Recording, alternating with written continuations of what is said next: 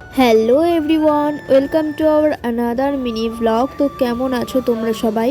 তো আজকে সবাই মিলে বেরিয়ে পড়েছিলাম হচ্ছে বাড়ির পাশেই একটা জগদ্ধাত্রী মেলা হচ্ছে, সেখানেই ঘুরতে। আর এখানে জানো তো অনেক বড় করে মেলা হয়, আর প্যান্ডেলটা দেখো কত সুন্দর করেছে। আর এটা একটা অনেক বড় মাঠ, আর পুরো মাঠটা জুড়ে এত সুন্দর লাইটিং করেছে, দেখতে কিন্তু দারুণ লাগছিল। আর মায়ের প্রতিমাটা দেখো কি সুন্দর লাগছে দেখতে। আর তারপরে অনেক ঘোরাঘুরি করার পর আমরা খেয়ে নিয়েছিলাম হচ্ছে ফুচকা। আর এই দাদাটার কাছ থেকে কিন্তু আমি এর আগে অনেকবার ফুচকা খেয়েছি, প্রায় খাই, কারণ এই দাদারা আমাদের বাড়ির সামনে দিয়ে প্রতিদিন বিকেলবেলায় যায়।